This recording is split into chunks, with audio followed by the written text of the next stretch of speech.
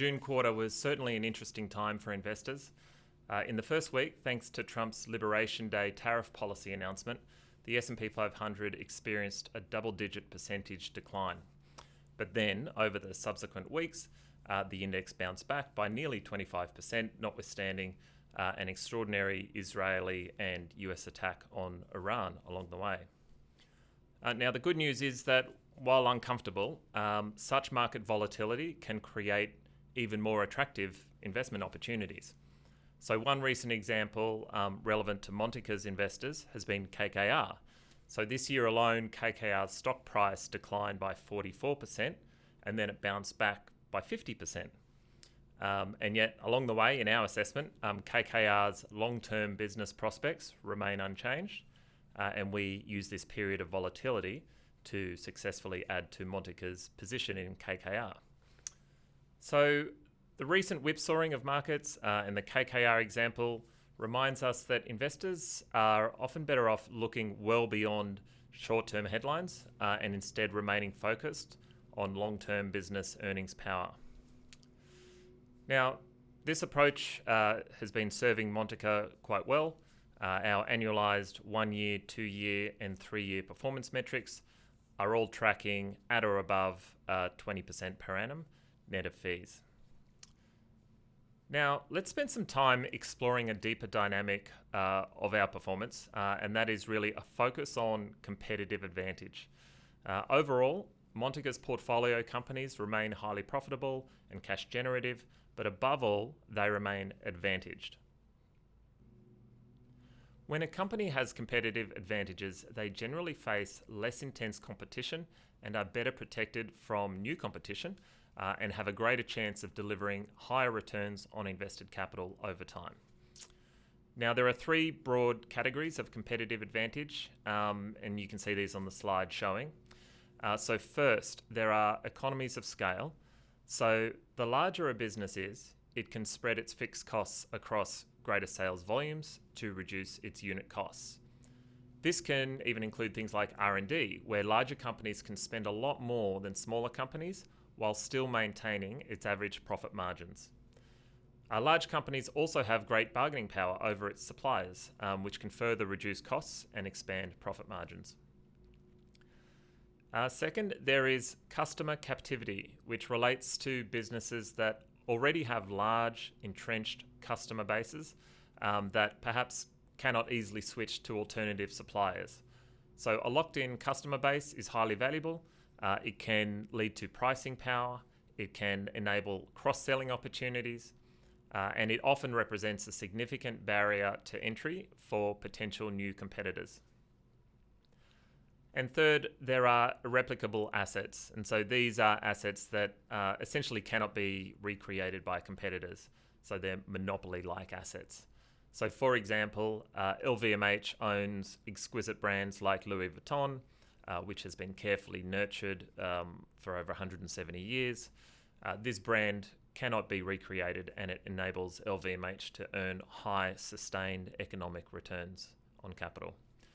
Examples in other domains include owners of protected IP, owners of privileged datasets, and owners of protected mining tenements, for example. So irreplicable assets, by their very definition, are really difficult to compete with for potential new entrants.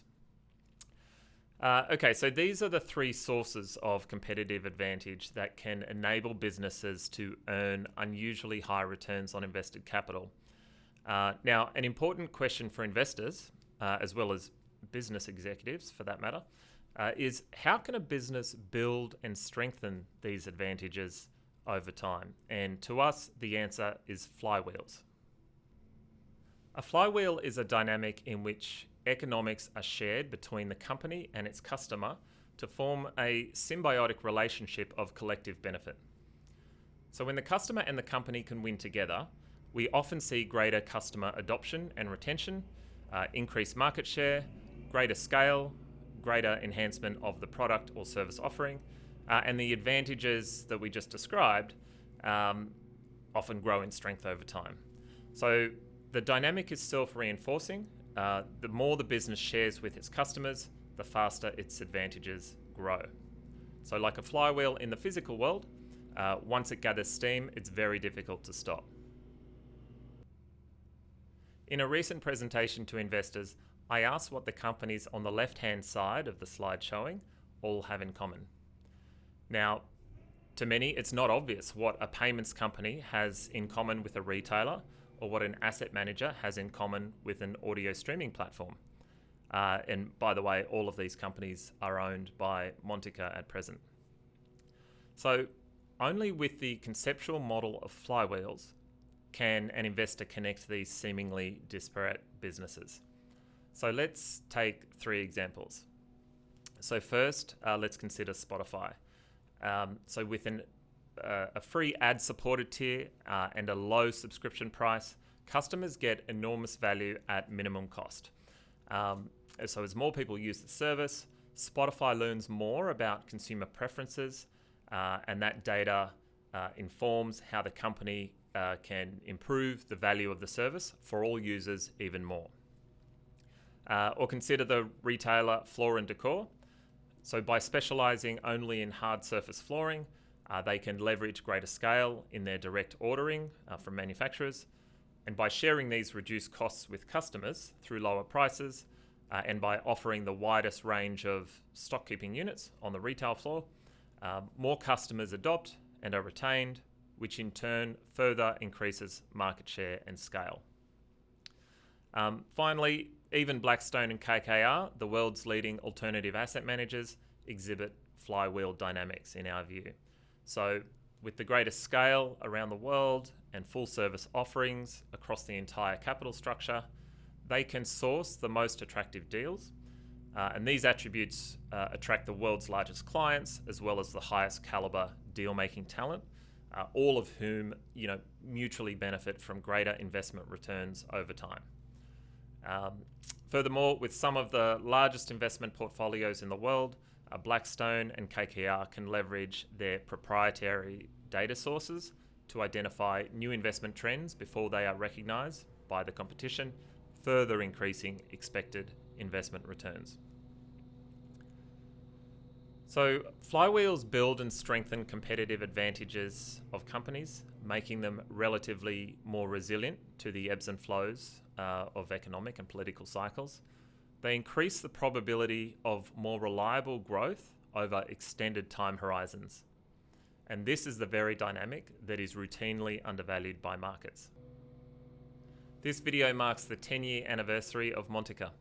We are so humbled by the ongoing support and patience of Montaka's investors, particularly those who have partnered with us since the early days. Montaka has had its fair share of ups and downs over the years, but we take immense pride in our commitment to learning and evolution, so seeking continual improvement in outcomes for investors over time.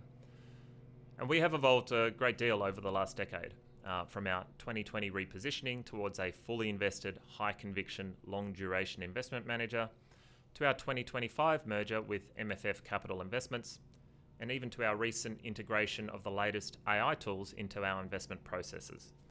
So we are always looking for opportunities, large and small, for improvement, while retaining existing elements we know are critical for success, such as deep fundamental research, disciplined valuation processes, and ongoing adherence to our risk controls.